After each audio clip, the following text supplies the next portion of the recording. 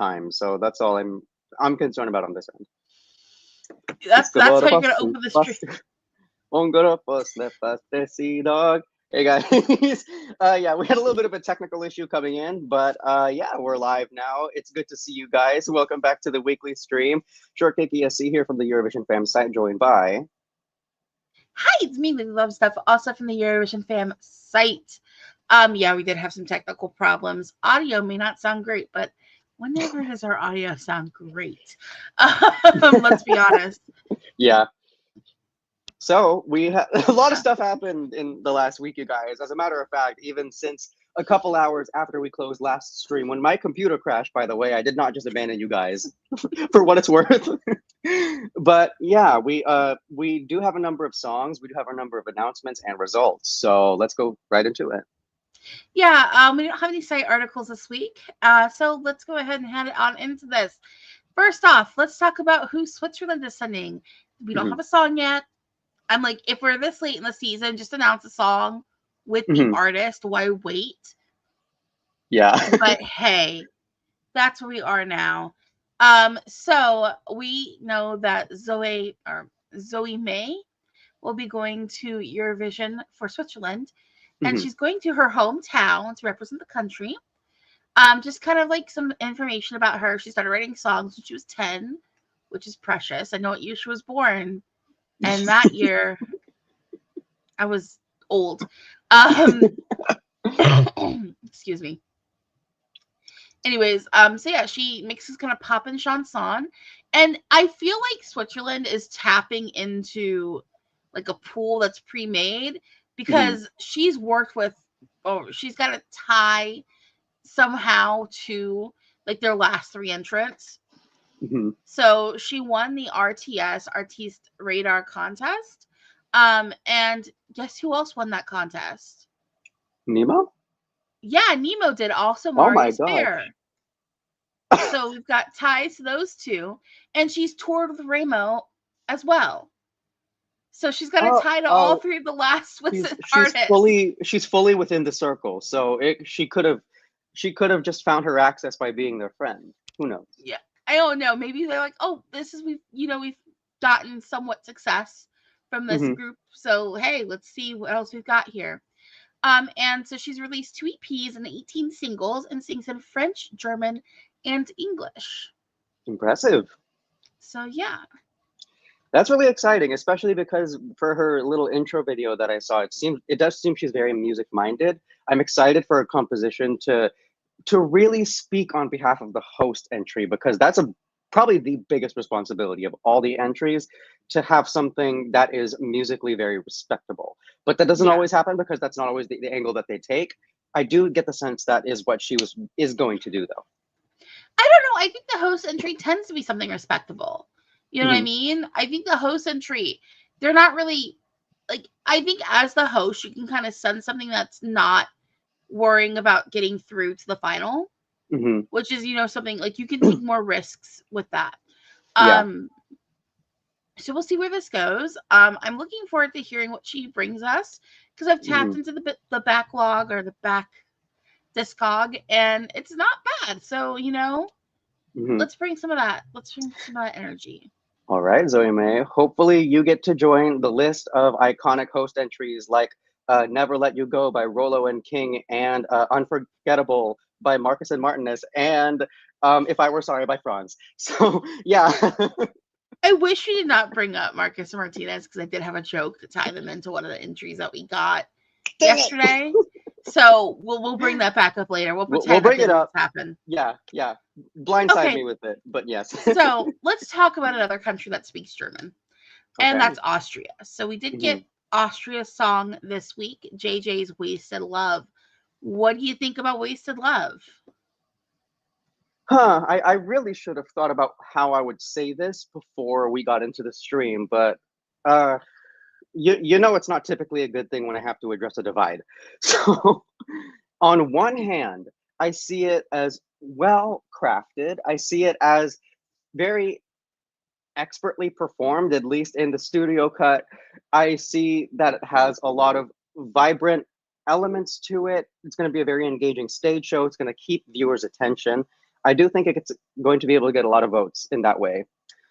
There's something about it to me, on the other hand, which I do feel like at a certain point, the operatic style in that specific tone does get a little tired. Like that kind of tone, in my opinion, should be saved for the explosion moment, or the explosion moment and in addition to the crescendo. It kind of flatlines for me, and not to mention the lyrics being in English are not that great, in my opinion. But I don't know, it's still really young with the song, so we'll just see how Ice JJ Fish performs live. Ice J. Don't call him Ice JJ Fish. This boy can at least sing and keep a I know, tune. I'm sorry. How dare you? I'm sorry. JJ, you're gonna do the country proud. I'm sorry. How dare you bring up Ice JJ? I'm offended on behalf of the country of Austria. I'm offended on behalf of Filipinos. I'm offended about Chico. I don't know if anyone in the chat's gonna remember who Ice JJ Fish is. That may have been something just Americans memed about. Well, I'm happy it would have stayed on our internet if that's the case. But JJ, yes. Go ahead, because you know what? That song is very hard, and you do have a better voice than Ice JJ Fish. Yeah. So first things first, he does have a beautiful voice. Like, I cannot deny that this is a gorgeous voice. However, what I can say is, I don't know how a contratenor is going to do with a general audience. And I say that because it's a challenging voice to listen to and not make fun of if you know nothing about music and you're your regular person watching this with your friends on the Saturday night. I'm going to pause just for a second to clear my throat. But yeah, it's kind of like what happened to This Is My Life, Romania 2013. Like, a lot of folks just kind of found it clashy and harsh. I don't know if he was a contratenor, but he was. I think I'm pretty sure he is. But that was also campy. The performance with that was very camp. This is not a song that lends itself well to camp. You're going to have to stage this one deadly serious, or else there's going to be a tonal shift that doesn't work. As a song, I agree with you about the lyrical content, which is a little bit, you know, composition wise, I think it's really dramatic. Like, you have a composition that is moving you and telling the story just from the sound. Like, so sonically, I'm hearing a story that's happening here. As far as like my biggest worry is, I just think your casual watcher is not going to necessarily go and, like, you know, and I think it's just a challenging song for your normal person to listen to. That's what I'm gonna say. I didn't play it for my sister because she's kind of like my casual barometer, but she can only handle so much Eurovision within a week. And that's that. So yeah, let's go ahead and take a look here at some comments. Okay, Lorendi brings up a point which I agree with, and that point is JJ is winner contender in a year except for After Nemo. That might be the case. That might. I agree with that. Well, no, I wouldn't say necessarily winner contender, because I think what happens is the juries tend to not like opera as much. Last year was the exception, you know, and the general public tends to like opera more. But I think the general public will hear this and just go, "This is too high coming from a man." You know what I mean? Yeah. Also, it does feel like you're chasing after what Nemo did. Yes. I'm sorry. If you send a song a year after another song wins, it feels like you're trying to chase what made that other song successful. You need to be able to rely on how well you can contrast your entry from an entry that was just successful. This is something that kind of runs a rut in whatever kind of impact that your entry brings, because people are just going to see it as pastiche, even if it's not artistically true in the majority of ways. So, I mean, strategically, that wasn't probably the smartest move for Austria results-wise, but I mean, if it comes off authentic and if it's staged well, then maybe they might be able to squeeze through like a top 10 result. I do see a path for that, but it's not screaming at me. Yeah. Just looking at some other stuff. Marino's Pie says it sounds like a movie soundtrack in a very good way. Also, the same choreographer who did Ireland staging last year is behind the staging concept. So I'm expecting big things. Okay. I think that's a person who's very creative and who could give us a good show. So I'm curious to see what the idea is going to be. And like with Bambi Thug, they weren't really moving around the stage a lot. There was some movement, but for the most part, they stayed planted. And this is a planter song. This is the song you sit JJ in the middle of the stage, and you let everything happen around him, or else. Or you put him on a trapeze or something. He needs to be still. Yeah, he can't be moving around a ton. You said trapeze. Are we thinking like the visual element of number one in the music video at the end? That's the same theater that Conchita's postcard was in. Right? Oh my God, you're right. I think it is. Am I crazy? No, yeah, I think it is with all the dresses and stuff. I think it might be the same one. Yeah, that was just a thought, but like I'm like that works. Like I think the trapeze could be kind of interesting, but then is that going to be too much of a visual conflict with what we know what we're going to be getting from Erica? It might be. It might be. That might have to be a conversation between the delegations. But then again, we've seen this kind of thing before when two similar staging concepts were pulled off in the same year, and one was way more successful than the other. I think this one could use. Maybe they're going to bring like the paper boat element, kind of from the music video. That could be interesting. I don't know where we're going to be heading with the staging, but I'm curious to see what it's going to be like. I hope it's watery. I hope they have like a nice like waves or some kind of water form fashion for this, because it has like this kind of operatic style reminds me of water. So artistically, I feel like that is a safer direction to go in. I don't know. That's just off the top of my head. Okay. I don't know. We'll see what happens. Also, like, I think I like the idea of Austria singing a song that's like an operatic style. I like the idea. It suits it. It suits the country. Yeah. So that's kind of like just the basic thoughts. They're, we're going to go more in depth when we talk about songs later on, but we'll see what happens. Let's see here.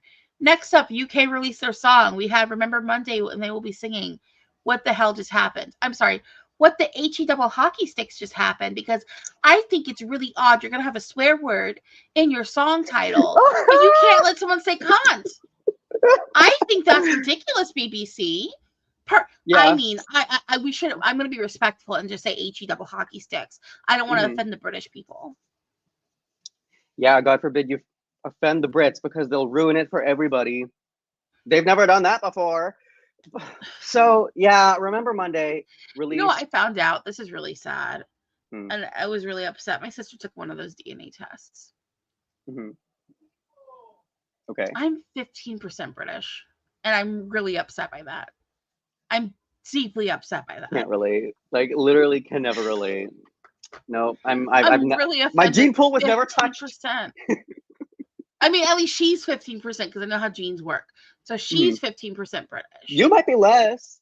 I know. I'm hoping I'm less. Just give your DNA to the U.S. government and then find out yourself. Oh, I'm never going to do that. Never.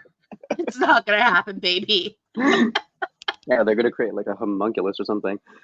But anyways, back to the UK.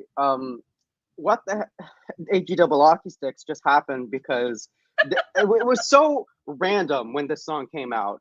I just saw the thumbnail and I was like, oh, SH exclamation point T, I see the UK song. And I listened to it. What are your thoughts? Give me your thoughts. These guys are a country group? That's what I've heard that they're a country group. This doesn't sound like a country song at all. This sounds like... Europe is very liberal with their use of the term country. They will take anything that's even remotely used in country, put it into a pop song or any other kind of song and call it country. They're extremely open to the use of the term. So I don't... The song is fun. It's cute. I like their harmonies. But there's nothing about this that makes me go, yes. And I love a girl group. Don't get me wrong. I think girl groups, we need more of them in this world. Yeah. But yeah, this one I'm just like I said, the harmonies, when they hit the harmonies together, I think that's really great. I think stage doesn't have a lot of fun with the staging. And I think that Yeah. But like I went into this expecting kind of a country pop song. So did I. Getting this. And I'm just like, okay, and I mean, yeah. I really dislike this song. I very, very much dislike it. And most of the reason why is because it doesn't feel like a single composition. It doesn't feel like a Eurovision competing song. It kind of feels like a transitional number in a musical, as in like here's the interlude between this ensemble half and the other ensemble half, and here's just the act that's eating up time while everyone is getting dressed into their stuff. I am very little impressed by this because, I mean, as great as the harmonies are, you are kind of in the shadow of girl groups that had really stellar harmonies, like O'Gene, for example, or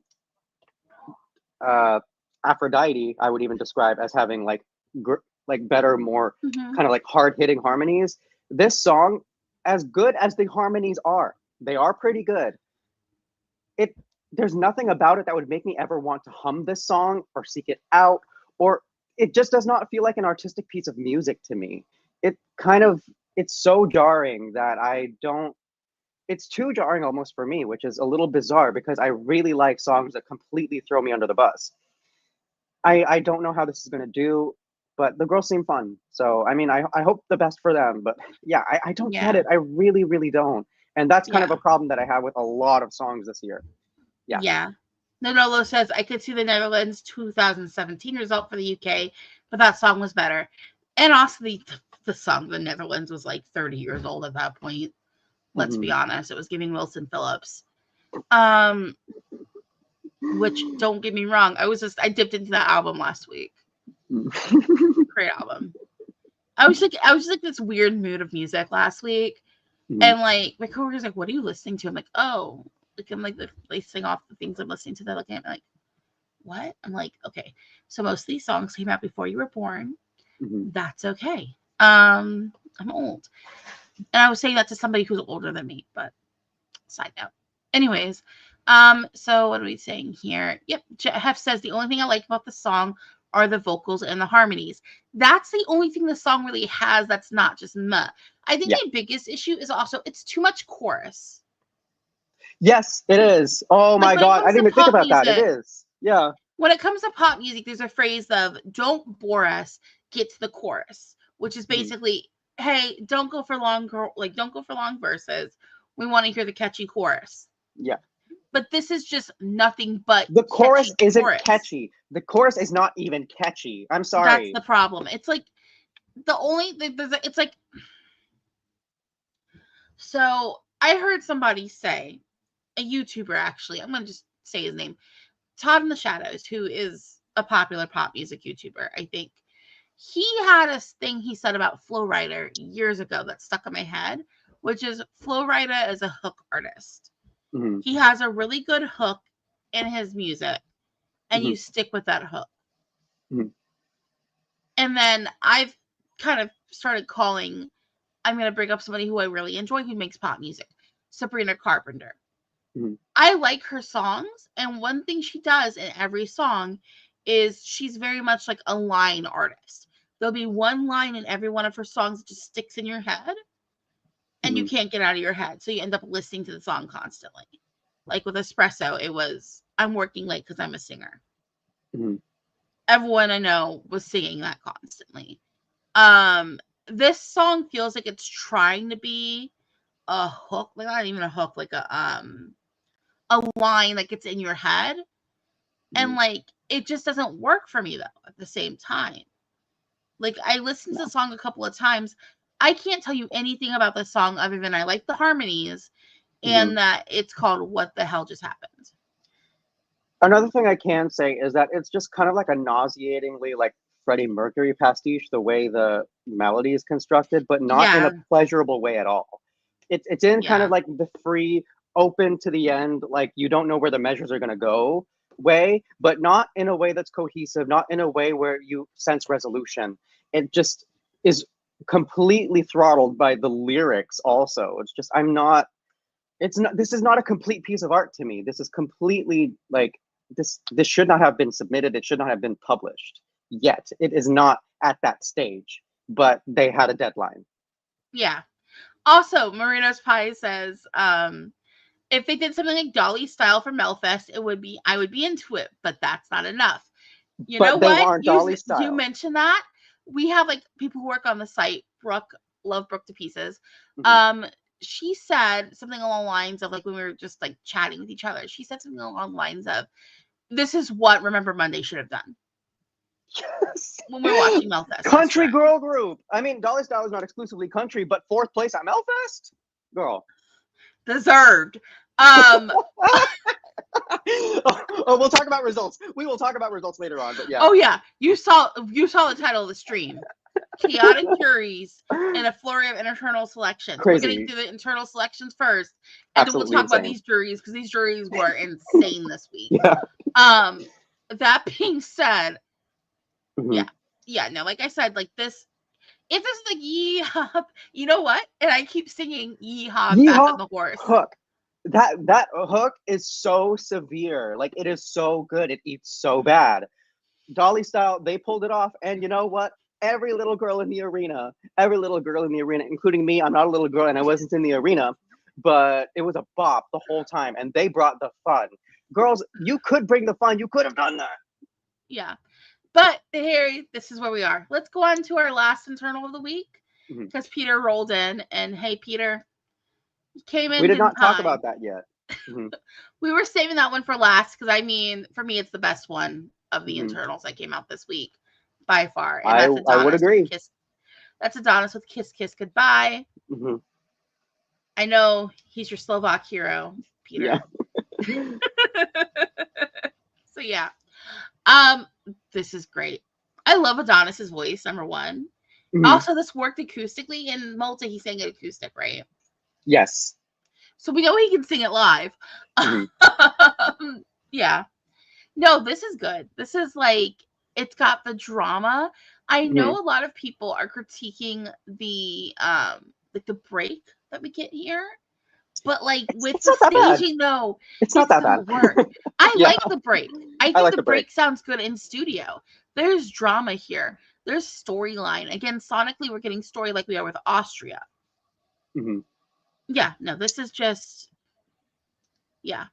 The thing with the break here, though, is it doesn't really feel explicitly like a dance break. I feel like you could fit a lot of different things within that space of time where he's not singing, and the options are open. If the delegation feels like a dance break doesn't fit, then they have other things that they can attack. This isn't, it's a very, staging wise, I feel like this is a pretty diverse song in terms of the concepts that you can go for. So I think it's a very open field for the way that this song, for its projection so far. The song, it is the better of the internal selections. I don't quite feel like I've tapped into it yet. I'll give it more listens, but and I do recognize its quality, but I don't know, something about it also feels like it was written by people who watch Riverdale. I can see that.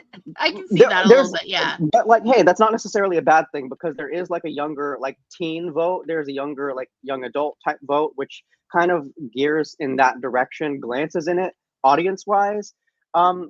This song, it's going to qualify. I feel like it's going to qualify, and I feel like it's going to do well. But I don't know, something about it yet just doesn't quite feel like it's there. It doesn't feel jumbled and incomplete like the UK. It feels complete. I'm just not quite getting the vision yet.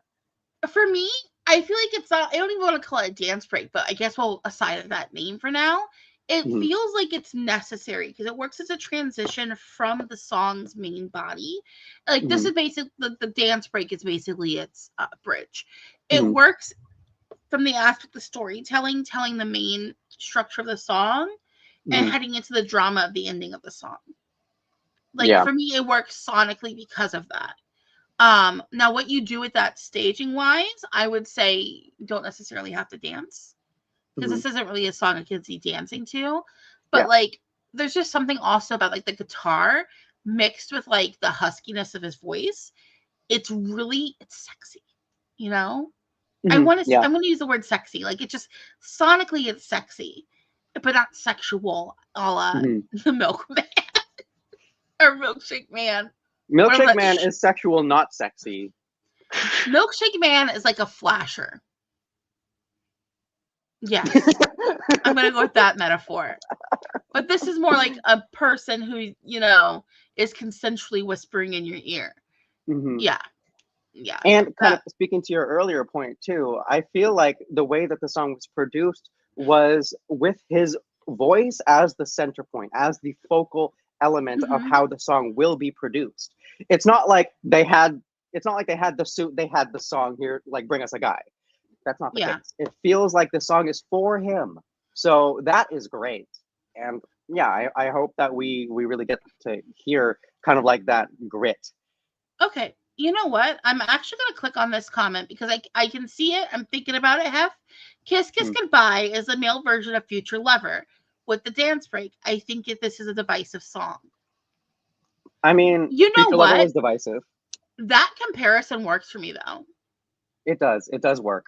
Mm-hmm. That comparison, I think, really works. And it's like, I like both a lot. But yeah, this is like a masculine version of Future Lover. And divisive isn't necessarily bad. Mm-mm. The issue is when you are meh. Yeah, that's the issue. Mid doesn't... People don't really want to go for mid. At least if you're divisive, people are going to remember you.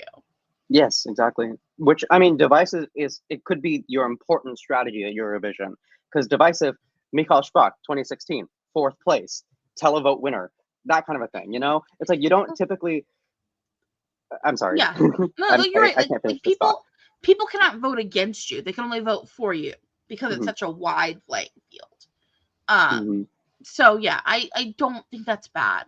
I'm trying to see what other comments people have here. Let's see. The Randy says, I really like the song, and as a jury, I would gladly put him in my top 10 just for the song. Okay. It's gonna do well. The song, it's going to do well, I feel like. Closer to the bottom part of the top 10, to be honest. Okay. Yeah, I but still, that. like, even within a top 10 ranking, that's good. You know, like, because you're going to be picking up points. Like, you know, let's say every jury or most juries give him like 2 or 3 points, and then you get a couple of higher up ones. It's going to work out for you. I see left side at the very least. Yeah. Well, Hef says, I think this is going to get 17th or 14th or 17th or 14th to 17th place if it qualifies. I think the juries will give him his flowers and Eurovision casuals will finding the dance break jarring. I think we have to think about, we have to see what the visual element's going to be. Because that visual element could just be what's missing. Because we're basing this solely off the studio cut. And if I'm 100% honest, if there's a country I trust to stage, other than Ukraine, it's the Czech Republic. And I think what the Czech Republic does really well is they take songs that people go, I don't know about this. And then they know how to stage it in a way that it all translates very well. And gets them, it's enough to push them through. Like last year, as far as I'm concerned, I'm still heartbroken they didn't qualify. Because that stage looked great. Aiko sounded good. They did everything they could to make that one shine. And I think a lot of people who wrote that off completely based off of what happened at the national final were sold on it at least. Like, okay, yeah, I can see why people like this now. Also, that's like my most played Eurovision song from last year. By far. I mean, but that's like, hey, it started off that way because it was an early season song, and then you said that you would pay this respect the whole time. And I mean, it still has like a timeless feel. And I do agree that the Czech Republic, they managed to turn everything around with staging last second. Because I didn't like Vesna. Remember? I did not like Vesna, and then I got the show, and I was like, I get it. I didn't like We Are Domi. I didn't like their song, but then in Turin, I saw the staging. I get it. This is going to happen again. I'm guaranteeing almost that this could happen again, and it's going to happen again. But I enjoy the song. We can go further back than that. I remember when people were saying that Friend of a Friend wasn't going to qualify, and I'm like, it's qualifying easily. I'm like, it's going to qualify. And I was like, and it's probably going to come top 10. I was close. I think they came 11th. I was close though. I'm going to defend that statement. I was very close with that prediction of top 10 because they know how to make it look good. Or when people were saying that Mikolos Yosef wasn't going to qualify, I'm like, in what universe is this not going to top 10? He got 8th. I was like, I thought he was going to come 6th. I was off again slightly, but I was like, this is going to come top 10 easy. And then we get there and the stage looks good, right? Yeah. And like they know how to stage stuff. Even like one of the ones I defend, My Turn from 2017. I love that song so much. I will defend that song every day. And also, I think it looked Not good Love on Top. stage. Yeah. Oh, he was 6th. Marino's Pie said he was 6th. You know what?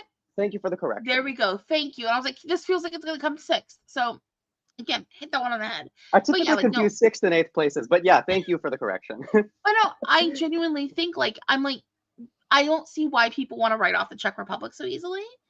Is it because they don't have neighbors and like historically they're not great? But like even since their comeback, they've been consistently doing really well. Because what, they came back in 2016 or 2015? Yes, it was 16. No, 15 because they had like that weird duo where she took off her shoes. Yeah, that was. At least we remember she took off her shoes. Yeah. I don't. Yeah.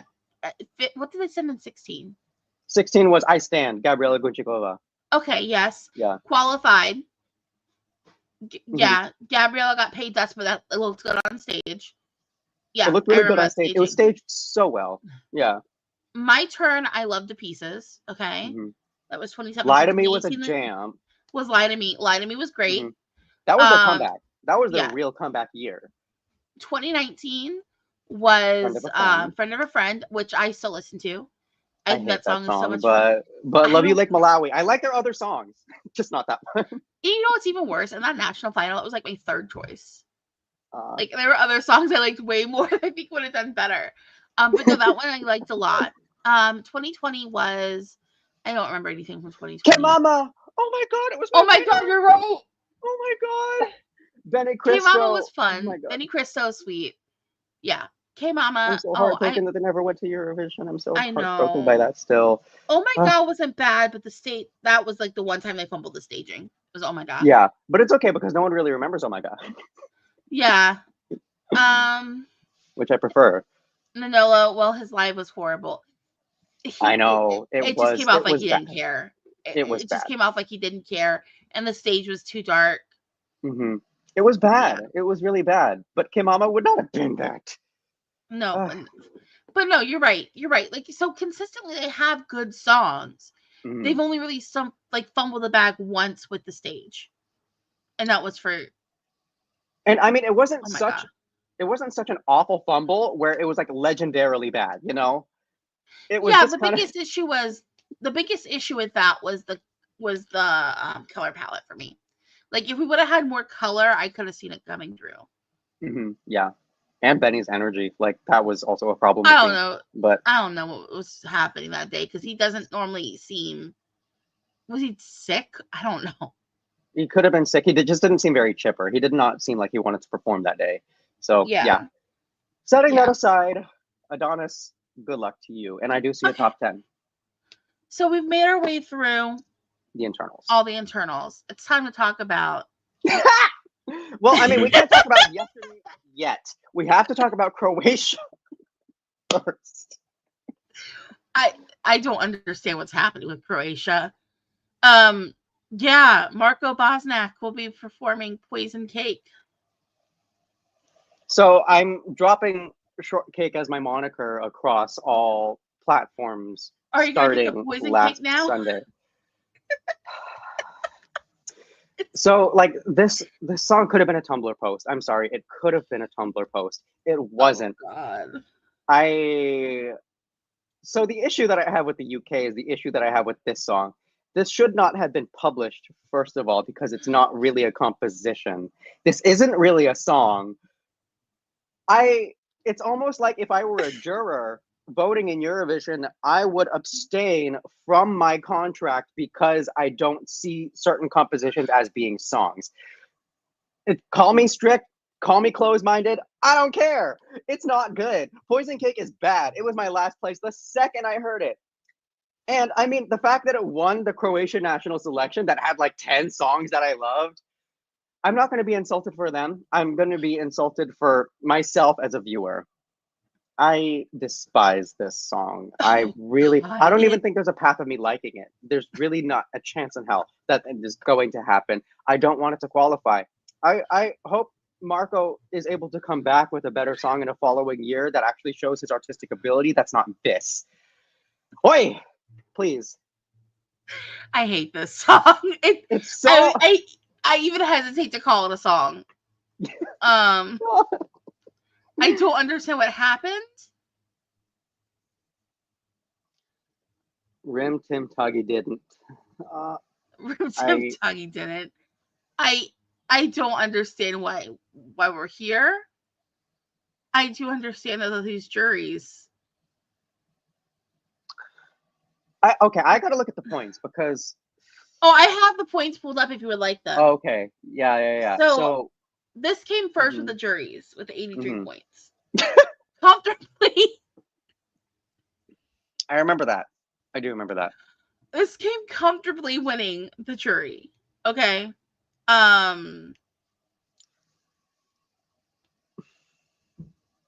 Okay. Yeah. Comfortably won the jury. Now for the televote, how that was, let me see here, because that's weird, because like they have phone votes and SMS phone SMS are like how they vote. Mm-hmm. This came fourth with the public. Mm-hmm.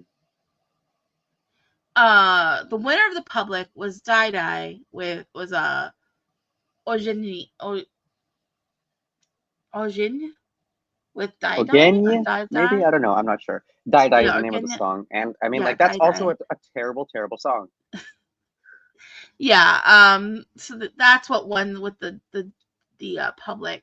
Second place for the public was Lilac, Soul of My Soul, which that one just needed to not be in English. It would have been much better.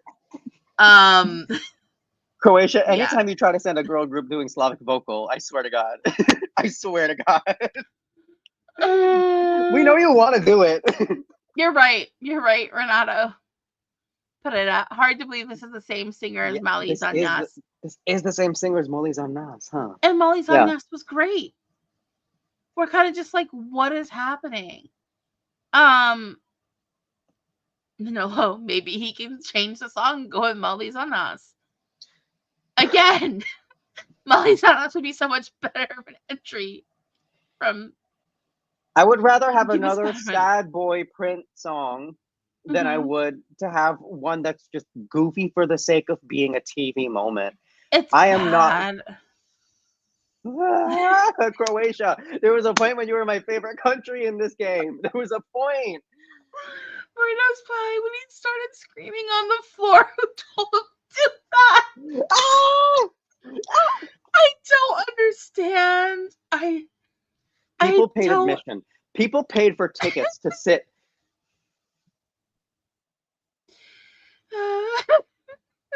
You guys, not every year is this challenging to report on, by the way. I absolutely don't hate this. I don't absolutely hate the song. Okay. I actually applaud the risk, but we don't need to hear the screaming in the end. It's going to be an uphill battle for them this year. I think Croatia needs to be taught a lesson this year. I think Croatia's like 50-50 on qualification. They qualified last year, so they're year not to qualify.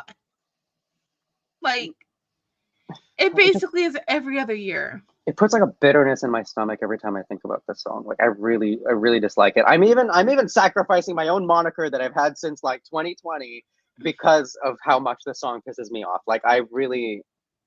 To be fair, one of my old monikers has had to be abandoned completely because of Elon Musk. So. I'm sorry. I know. I can't ever bring that one back, so unfortunately. I mean, it's times like this when we realize that we need to grow as people and move on. Maybe that's what the song has given me. Maybe it's given me growth.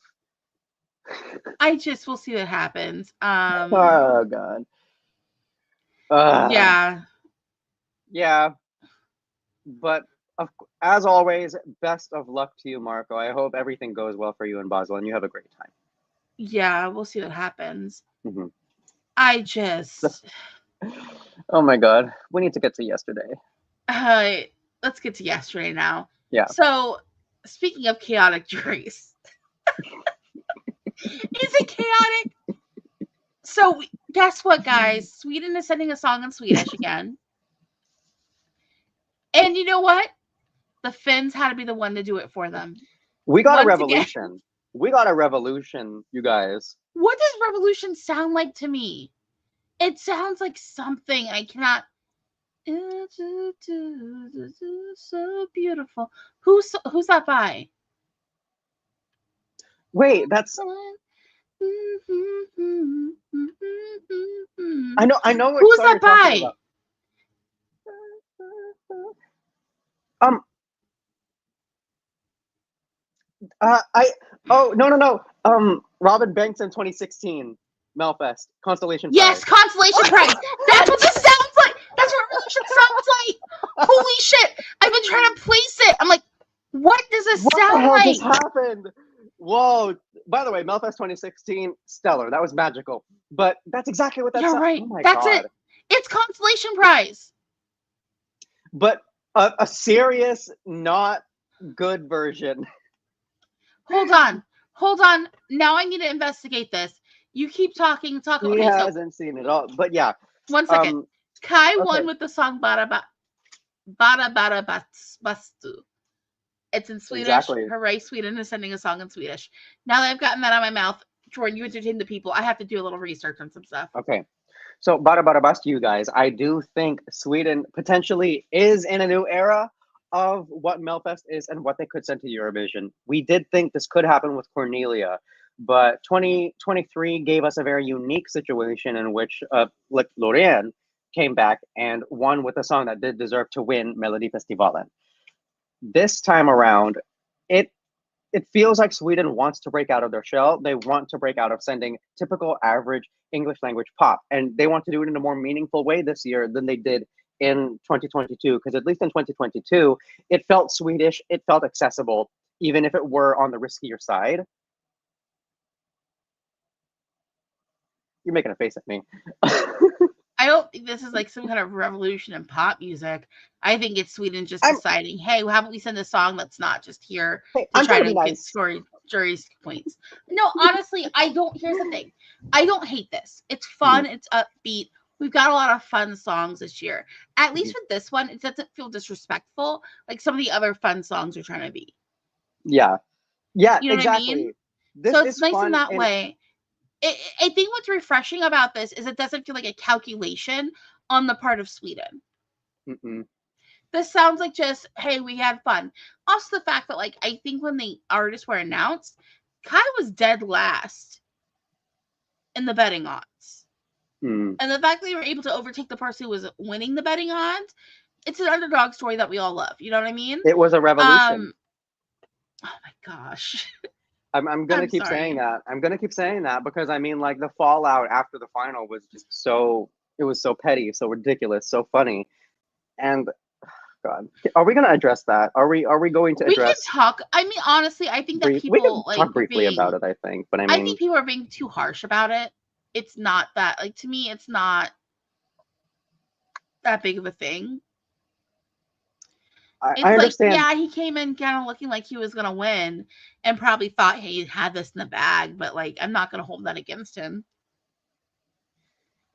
You know. Well, I'm not gonna hold that against him either, because to be disappointed to such an extent, that really does suck, and then you have to hold it together for a lot of like the press type stuff that you have to take care of later on. Yeah. But the thing is, if you, and this is just speaking strictly in terms of the strategy used, if you are coming back for your 10-year anniversary of doing the whole thing, winning the whole thing, then the least you should be able to do is show your artistic progress. Georgia came back to San Remo after 30 years. She didn't win, but she was able to showcase how musically she did progress throughout time. Justina from Poland showed her progress throughout music with the song that she won with. That needs to be a very clear demonstration. You won 10 years ago. This song sounds like Heroes Part 2. Heroes was dated sounding back in 2015. It was not a good strategy leading into it. It sounds like the song that probably should have won in 2016. The song that probably should have won Melfest in 2016. Yeah. I was just trying to see who the songwriters were on this one. Who wrote Like, you could be upset. You absolutely can be upset, but you should not be upset over your strategy. You should be upset over the fact that the song type is growing cold in the public eye. Yeah, But I mean, not even necessarily that, because it's not that big of a deal that, yeah, I don't know. It just feels like, what do you expect? Like, the thing is, like, everyone uses Swedish songwriters. mhm, Everyone does it. You yeah, know, it's just like we're at this point now where Swedish songwriters are such an oversaturation. It doesn't really rise above that. And it's also, that's the biggest issue I have with Melfest. So I think for me, my thing that I'm the most happy about with this one from Kai is that none of the songwriters on this song really are, going back to Bara Bara Bastu. None of these are a part of the whole, Melfest typical who we see every year thing. And that's my issue with Melfest. Okay. So I saw someone on Twitter say something along the lines of like, oh, Mons is so nice. This is before we got to the actual final. This is the guy you guys hate so much. It's like, I don't hate Mons. I don't hate any of the artists who perform at Melfest. My issue when it comes to me talking about Melfest is I'm tired of the same songwriters being there over and over and over again on year after everything. year, and then each year having like 80% of the songs are by like the same small group of people. It's tired. Any human being, even if you're working as a songwriter in a group with other people, you're going to get creative burnout. And you're expected to put out how many songs at Melfest on top of selling songs in other countries. Like, I understand, like, it's hard to make it as a music writer. It's hard to make it because at this point we've really devalued music. I have a whole theory about the devaluation of music and streaming services. I think the two go hand in hand. I'd have to like do more research to back up that thought.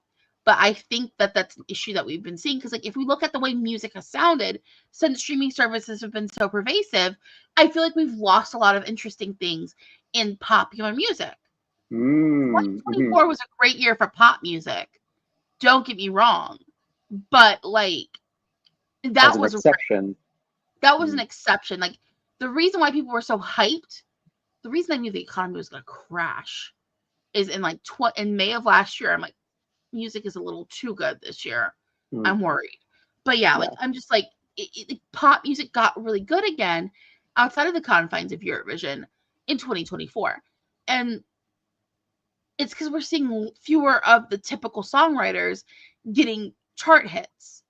And like, my biggest issue with Melfest is that it just feels like everything is the same. I'm seeing the same people constantly. Every year has been the same since 2014, really. Everyone is going to get creative. Yeah, everyone's going to get creative burnout. And that's what's nice about this song, because it feels refreshing for Melfest. And like, yeah, it's a comedy song. Exactly. Yeah, it's a comedy song, but like, it doesn't feel disrespectful to the show.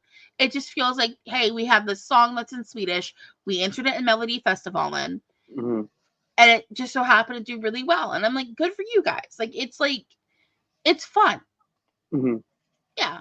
Sorry. There's just no, that's fine. This is an educational moment for them. And I do think Sweden really is starting to value that as of right now, because during the final, they had the divide to vote for. They could stick with the safest entry. They could have done the thing that statistically has gotten them very well. This year, they wanted to have fun. They wanted to hear their own language. And like you said, breaking away from the traditional roles that people filled in songwriting and production, it made it so that like it feels a lot less stale. And I think that's what they want. All right. Faith Thomas says, y'all, there needs to be a rule. If a competitor comes back to compete for Eurovision, they have to be a mentor. I think that's the fairest way to assess something like that. What do you think about that? I think to some degree that already happens, to a very limited degree. But a mentor, I never really, I think I'll need to think about that a little bit more, because I'm not quite sure. Because I don't quite feel like every winner would be a good mentor, but I do feel like a number of them would be. Well, I'm thinking about how many winners have we had to actually pull a repeat. We've only ever had 2 winners really win twice, and that's Loreen and Johnny Logan. Johnny Logan, yeah. I mean, unless you want to count Johnny Logan winning as a songwriter. Not in every Why case me? do I count that. I don't count that in every case. But like, you know what I mean? Like he, Mhm. you know, won for Ireland twice. Mhm. Most winners when they come back don't do nearly as well. Most artists when they come back to Eurovision don't do as well as they did the first time. Yeah. That's more the exception than the rule. So Mhm. like when Niamh Kavanagh came back, so she won in '93, one of the best Irish winners. I'll stay saying that. Mhm. Actually, that's my favorite Irish winner. I'm not going to say one of the best. That was my favorite Irish winner. All right. She Yeah. came back to Eurovision. She didn't do nearly as well. Mm-mm. Dada International didn't even qualify. Yeah. So like our Charlotte Perrelli, when she came back, didn't do as well. Typically speaking, when they come back, they're not doing as well. And also Charlotte Perrelli, she came in as the favorite to win that year. Oh yeah, huh? She did, but she got like 8th or something, right? I only did she get 8th? I don't remember. I just know with that year, what was that? That was what, 2008? 2008, yeah. 2 rows down. Yeah, it was 2008. Yeah, because she was up against Annie Lorak. Annie Lorax with Shady Lady. Mm-hmm. And Shady Lady is her song. Shady Lady probably should have won. Yeah, Charlotte Perrelli was out of the top 10 with the semifinal televote. Jury saved her. Mm.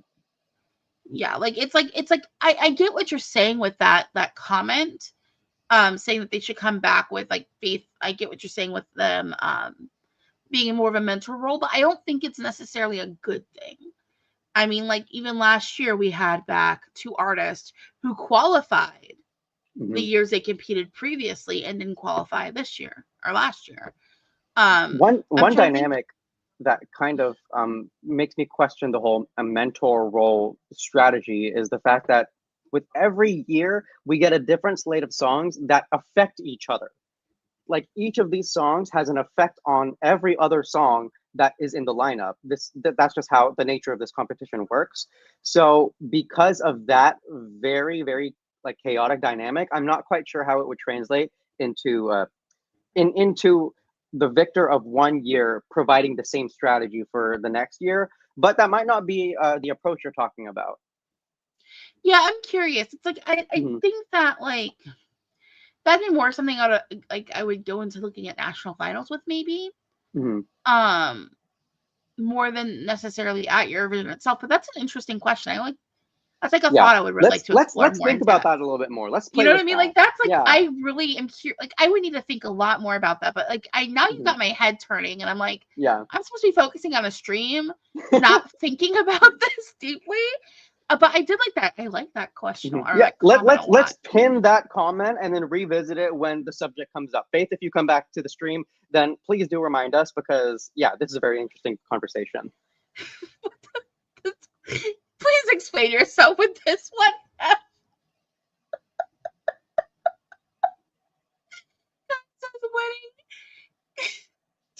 That says Kai winning is justice for statements for me. I can't help. That's just how it is. What? Okay. All right. But yeah, no, I think that when it comes to this win for Kai, fantastic. I just think it's funny that every time we've heard Swedish at Eurovision since language rule was removed, it's been Finns doing it. And nicely done. Very nicely done. Real quick, yes, we could talk about Yeehaw for a moment because I want to talk about Yeehaw back on the horse. From straight non-qualifiers for like 5 attempts in a row to 4th place. Because what happened? Let's talk about these. I know we wanted to move on for a moment, but I need to talk about 5th place. I'm sorry, they got 5th. I want to talk about some of these points that happened. Dolly Style did come second. Oh no, so they were second in the running order to come 5th overall. Where are we at? I'm so happy for them. The juries. Dolly Style was 4th with the juries. Like what? The fact I hope they got lit with the juries. I hope they partied after this. You know what song I was horrified to see too, as well as it did with the public? Where's that terrible song? How the hell did Kamikaze Life do so well with the public? I don't know. Something about that song is very unsettling to me. It's just something about that song truly disturbs me, and I don't know what it's calling to, but it just is. It came last with the juries, which it deserved to. Yeah. And then 1, 2, 3, 4, 5, 6. 6 songs and worse than that in the public. So it was in the top half publicly. Yeah. I was confused. I was lost. That song came second to last overall. Okay. But why did the public resonate with that so much? I don't know. And the lyrics are kind of like I like the lyrics just irk me. A lot of this stuff about that song irks me. But just like a kamikaze plane, like it crashed and burned. So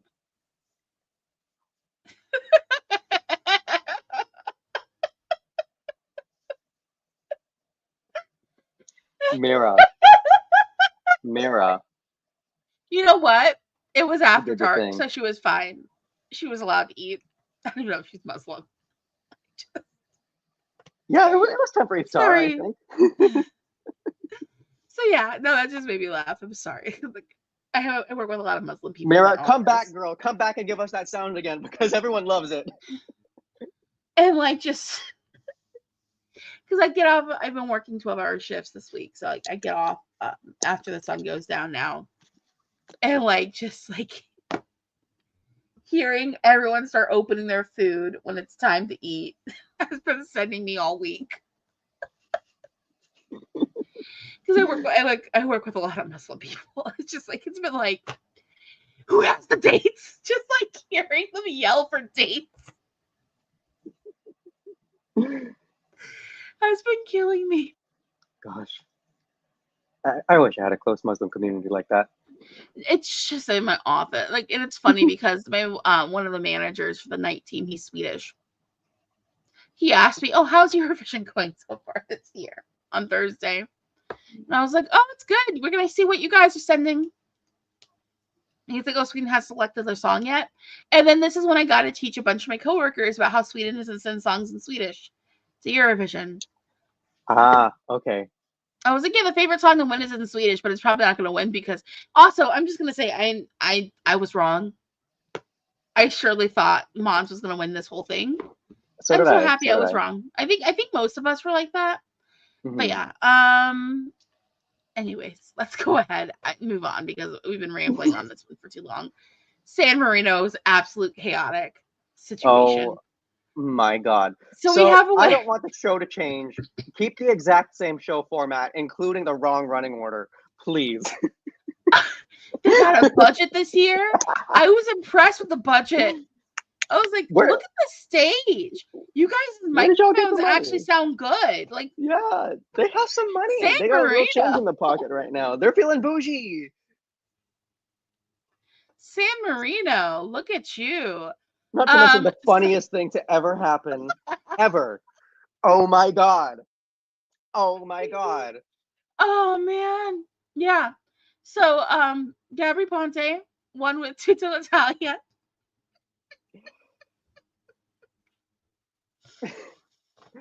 We're not even going to build the context into why this is funny. We're going to assume that you guys know why this is funny. San Marino, you iconic nation, Peter says. They're the most iconic at this point. They're the only country in their own lane. They have broken every single kind of record that a micronation could at Eurovision.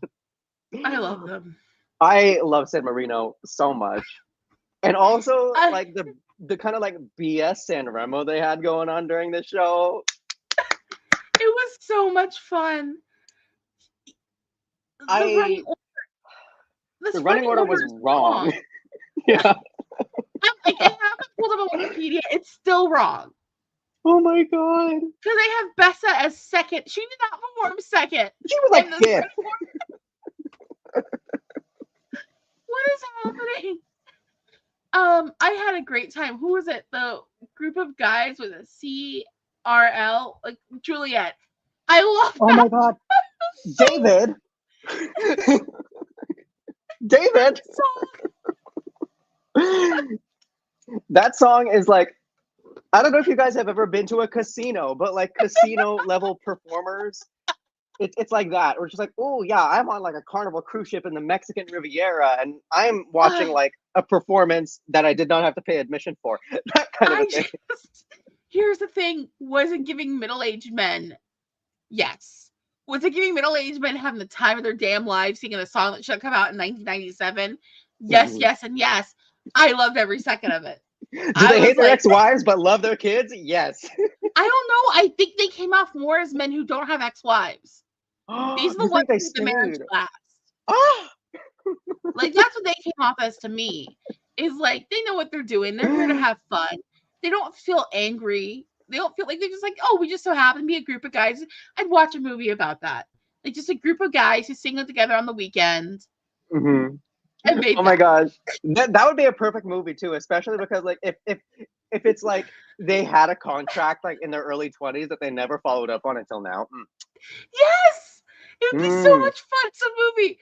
I'm sorry, Hollywood, make that film. I'd watch it. It'd be something different. CRL was such a great flashback to early childhood.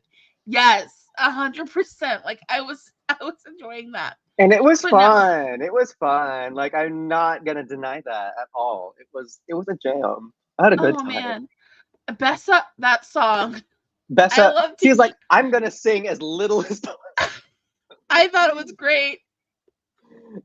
I love her. She was great. Yeah, and also she looks amazing in blue. Like, ooh, girl. Yes. Oh my gosh. I had a lot of fun watching it. I'm not gonna lie. What was the other one? The one with the two guys. What was it?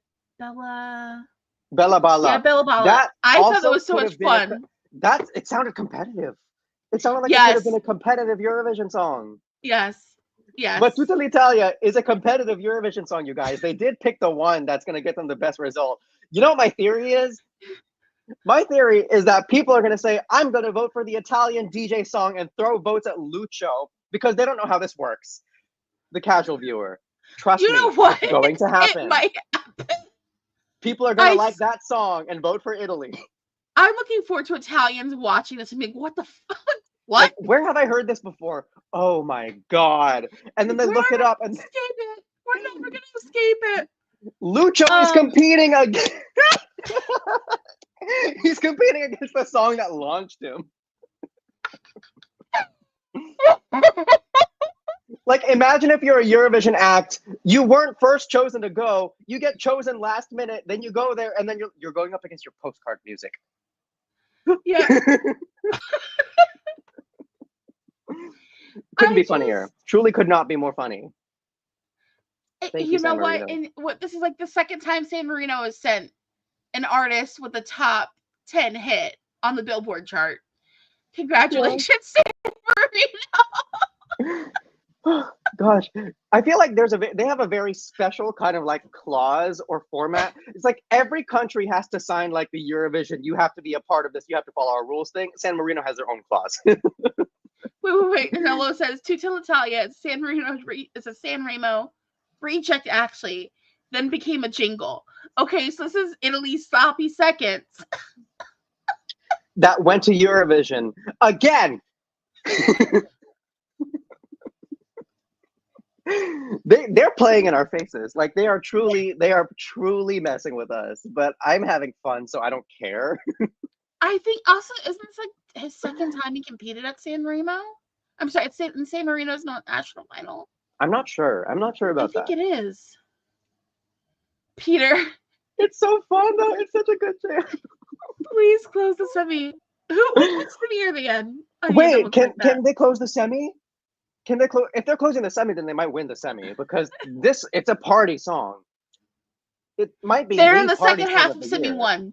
Close the semi. Close the semi with this one. Italy's voting in that semi. Oh my God. Italy's voting? Italy's voting in that semi. Oh, they're through. They are completely through. Are you kidding me? Okay, so that semi has Italy, Spain, and Switzerland voting. Mm-hmm. The people competing in that semi are Estonia, Iceland, Poland, Portugal. We'll talk about Portugal in a second here. Yes. Slovenia, Sweden, Ukraine. That's the first half. Second half is Albania. Again, Albania's going to get this point. Sailing through. Azerbaijan, Belgium, Croatia, Cyprus, Netherlands, Norway, and then this. Close the semi with this. Okay, like 4 other countries you named in there are totally giving this points. Wait a second. This is a man-heavy year, isn't it? Holy crap. 1, 2. In semi 1, is there only one? There's only 2 women competing in semi 1. Being whom? Poland, and then Beatrice from Albania. Okay. Wow. I just got a sudden feeling that either guys, a woman's winning this year. Yeah, like City man heavy. All right. Well, I mean, to escape the sausage fest, it looks like either Justina or Beatrice are going to end up taking it, because I mean, I don't see both of these women not qualifying. They're both through, in my opinion. Interesting. Semi 2 has more women in it, but Semi 1 is only like is a sausage party.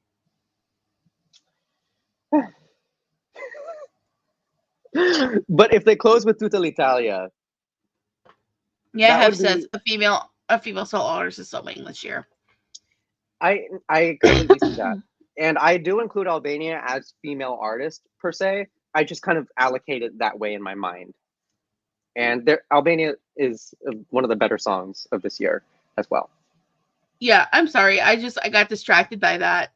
I'm like, I don't even more. That's a very important thing to address, though. If we didn't find that out now, then we would not be thinking about how we would approach the song assessments coming into the next couple weeks. Come up with that, but a solo woman's winning this year. Mm-hmm. Come on, a solo woman has to win this year. Come on, Finn! Oh my gosh, UMK would be so fun next year. Also, it's not as expensive as the other Nordics, so. Yeah. Sorry. Right. San Marino, I love also, you. it tends to be like, yeah. Anyways, sorry, San Marino. Thank you. Bless you. We love you. I love that you took the Italian national selection theme song, a song about Italy, a song for Italy, with the hook of just the word Italy, and it's not their entry. I love that. Chaos. Right. Let's talk about another chaotic national. Oh my god. Oh my god. The results in Portugal were crazy. I'm not angry though. So hey, we have NAPA and they'll be singing the song Deslocado. Mm-hmm. I like this a lot. It's really, number one, side note before we get into me talking about the song. I wonder where the vocalist got his outfit from, because I would wear the hell out of that. I like a two-piece set. Oh my god. I love it too. So good. Summer is coming. In summertime, I like to wear a short sleeve shirt and bottoms that match. Mm-hmm. Set. I need to know where he got his fit from. All right, now that that's out of the way, we can talk about the song.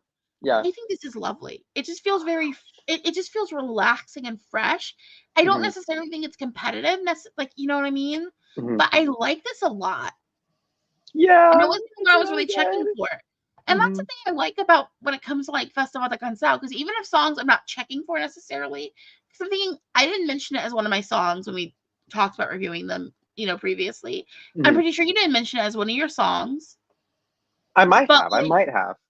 Yeah. Yeah, no. Hef says Portugal is so interesting to me because with my music taste aligns more with the jury scores, but denying Henka any jury points at all is a little suspicious to me. That is weird. A little odd. That is odd. It's completely. That was really weird. That really was weird. And it's like, what is it? Because it's in English? I don't know. But it was messy. Divisive deserves some points, even if it's not the kind of divisive that people like. Because like even NAPA came second with the jury. Mm-hmm. The jury winner was Diana. Kotovia. Yeah. Which gorgeous. I know me and you both love that one to pieces. Would have been a good winner too. The jury gave Henka 0, but the televote gave Henka the 12. 12. We need an explanation, RTP. Like, there needs to be an explanation here. Like what was the jury given a certain set of criteria that necessarily would have barred Henka from any of the points? Was it the criteria that changed? Yeah, and here we go. We have the whole. She did Diego sound better in says the Henka sounded. She sounded much better in the final. Mhm. Okay, so Henka did get 8. She did get 18 points in the jury, but with the conversion, I know. Awful The conversion. That's weird. That's my biggest critique about FDC. The conversion is just disgusting. It pays so little actual, like the math just doesn't do the math for me. This converted system. That's the problem. It's weird. It's weird. That will be the problem with FDC for as long as they have it. But I mean, it's not that much of a problem because it still gives us good winners. And here's the thing, I think, about NAPA and Deslocado. What does Portugal do? What does Portugal do? They pick a song. It's probably not going to be a song that people predict. You should predict that. What do? Yeah. They go to Eurovision. They invest. They wait. They hold out. And then by the time it's time to compete, they perform well.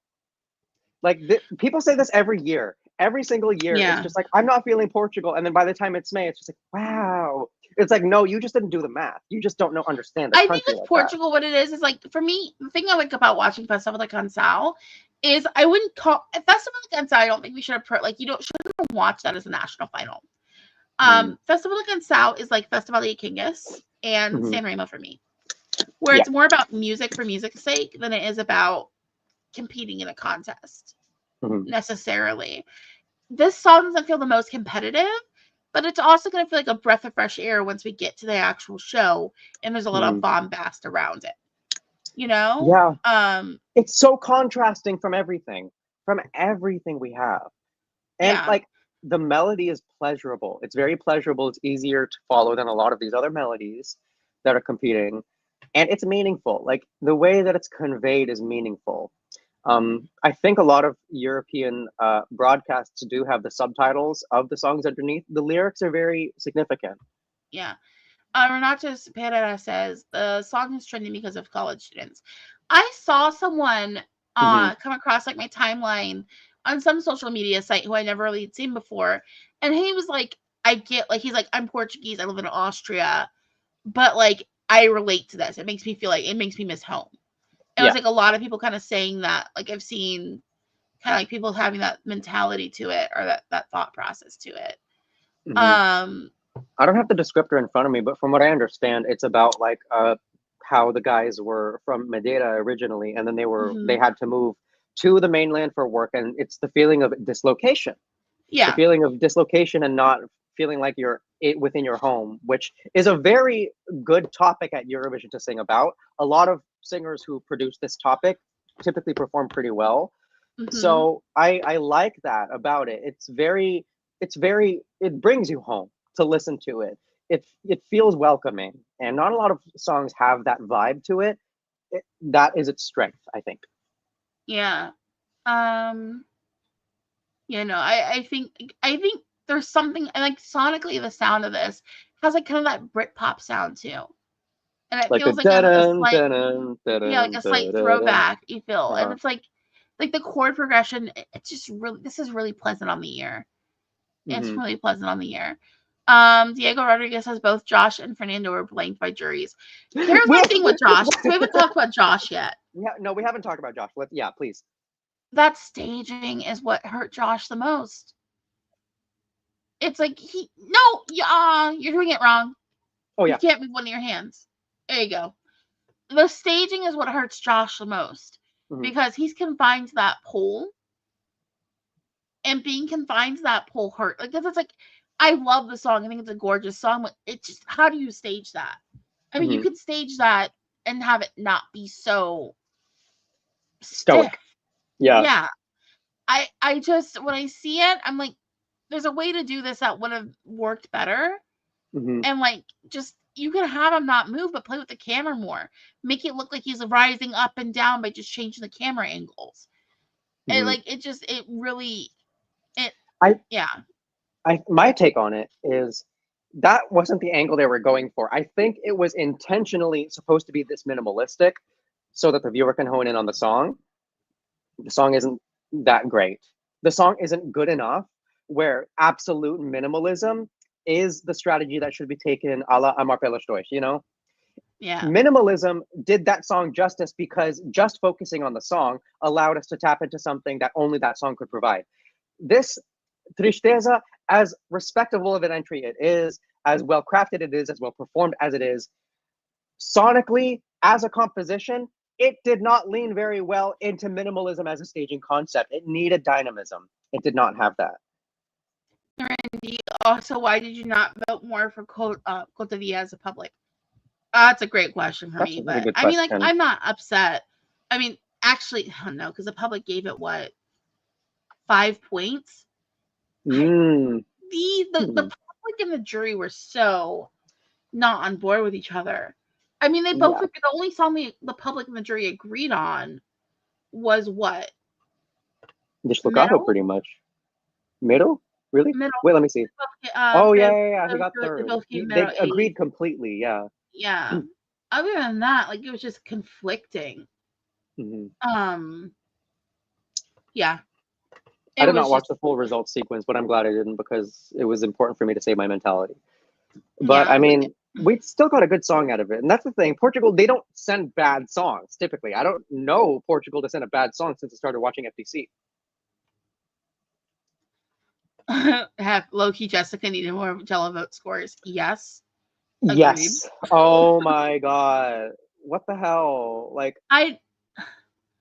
these points were so odd. Like just looking at the totals, it's I don't know what happened. Like, I mean, at least it was like no real runaway winning.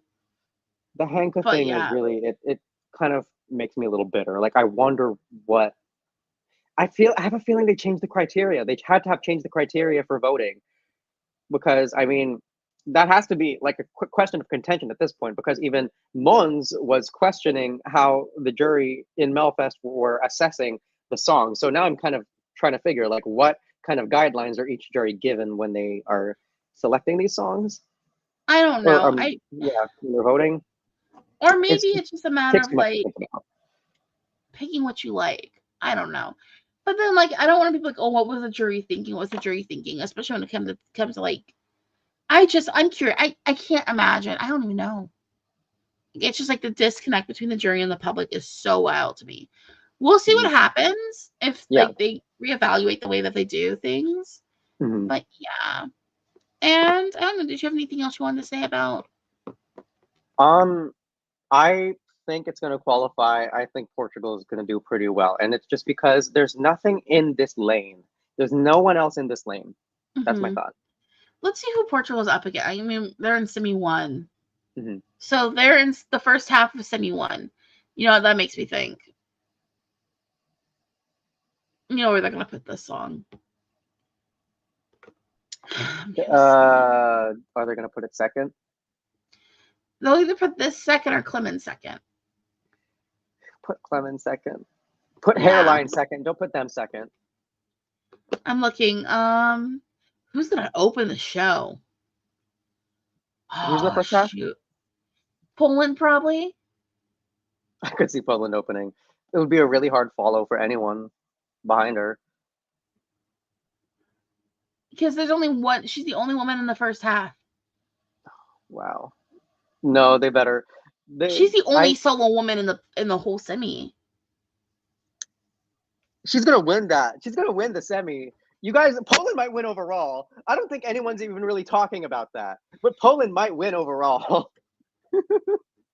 Oh, okay. Hef says Portugal's only competition is Italy and Ukraine. Okay. There's so many fun songs this year. Looking in the semi-final, like in the first half of semi 1, you've got Estonia, Iceland, Poland, Portugal, Slovenia, Sweden, Ukraine. So Tommy, Iceland, and Sweden are all kind of occupying the same space musically. Okay. Portugal and Ukraine, Justinia's off on her own thing. Poland is just off doing what Poland does. So in this first half of the semi, their closest like their most direct competition would be Slovenia for like that soundscape. That's it. Just Clement.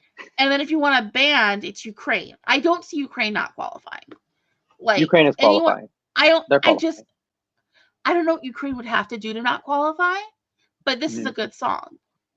And how they're going to stage it, everyone's going to get it. Like, in the ways that people don't understand it now, they're going to by the time Eurovision rolls around. And like, it's a more bold statement sonically than Portugal has. I still feel like Portugal's going to qualify. I don't know. Something we'll have about to it. See. Because the vibe is totally different than Ukraine, even if they're sharing a foot in the same space. The only thing they're sharing is that they're both bands. I don't know, like the kind of free aspect of both of the songs. Like they both have kind of like a liberated sound to them. So I feel like that might be a conflicting factor, but I do see both of them making it. That's just kind of the vision I have.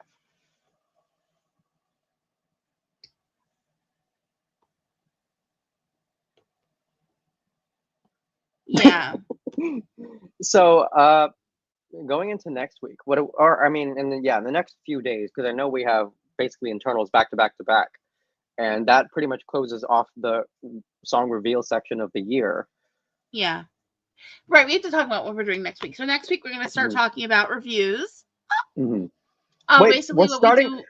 Oh my gosh, we have to find out how we're allocating the reviews. You and I are going to talk about this when stream's over. Yes, we're talk about it. But no, what we're going to do is, if you don't know, basically what we do from like here until we get to the Eurovision time is we like talk about each song in groups. And in like depth. And like, yeah. And we kind of go more in depth and like it's like lyrical content, also like sonically, things like that. Can like, I list the criteria? Yeah. I remember the exact criteria. Go ahead. So, okay, you guys, we analyze the song based on 5 criteria.